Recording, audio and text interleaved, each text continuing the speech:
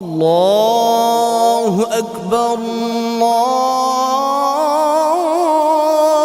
আল্লাহু আকবার।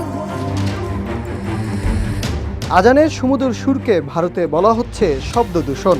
পবিত্র আজানকে সহ্য করতে পারছে না ভারতের হিন্দুত্ববাদী প্রশাসন, কিন্তু সেই আজানকেই শব্দ দূষণের অজুহাতে রুখে দিতে মরিয়া হয়েছে ভারতের প্রশাসন।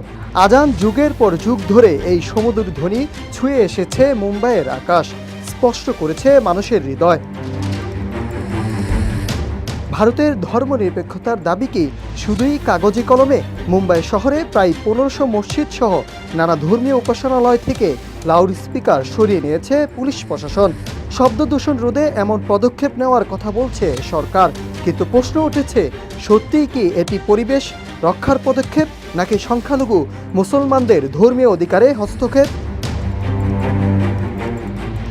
মুম্বাই শহরে আকাশ থেকে আজানের সুর সরিয়ে দিতে প্রায় 1500 মসজিদের লাউড স্পিকার খুলে নিয়েছে পুলিশ। প্রশাসনের নির্দেশে এই অভিযান চালানো হয়েছে বলে জানায় মুম্বাই পুলিশ। প্রশাসনের দাবি, এটি শব্দ দূষণ নিয়ন্ত্রণের উদ্যোগ।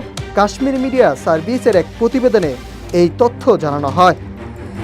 বান্ডেল থাকলে প্রতি সেনমানিতে টাকা বাঁচবে। বিকাশ সেনমানি বান্ডিল কিনে জিতুন প্রতি লেনদেনে। পুলিশের নিষেধাজ্ঞা ঘিরে উত্তপ্ত হয়েছে ভারতের মুসলিম সম্প্রদায়।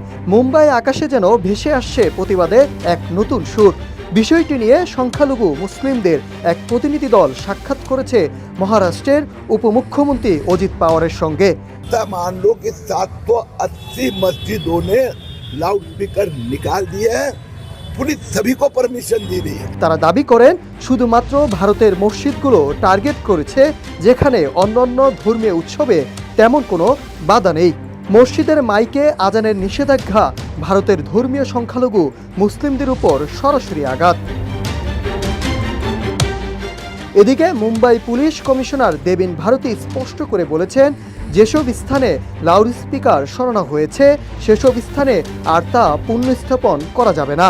শুধুমাত্র ধর্মীয় উৎসবের সময় বিশেষ অনুমতির ভিত্তিতে অস্থায়ীভাবে ব্যবহার করা যাবে, তাও নির্ধারিত শব্দসীমার মধ্যে।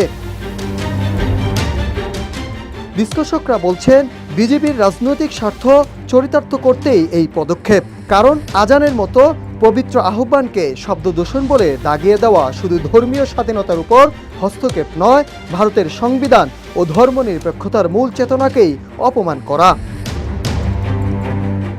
এদিকে মুম্বাইয়ের ধর্মীয় সংগঠন ও মুসলিম সমাজ এই সিদ্ধান্তের তীব্র প্রতিবাদ জানিয়েছে। আন্দোলনের প্রস্তুতিও শুরু হয়েছে। পরিস্থিতি সামাল দিতে শহর জুড়ে অতিরিক্ত নজরদারি ও পুলিশ মোতায়েন করেছে প্রশাসন। প্রশ্ন উঠেছে, এটি কি ভারতের ধর্মনিরপেক্ষতার পরিচয়, নাকি হিন্দুত্ববাদী রাজনীতির নগ্ন প্রকাশ?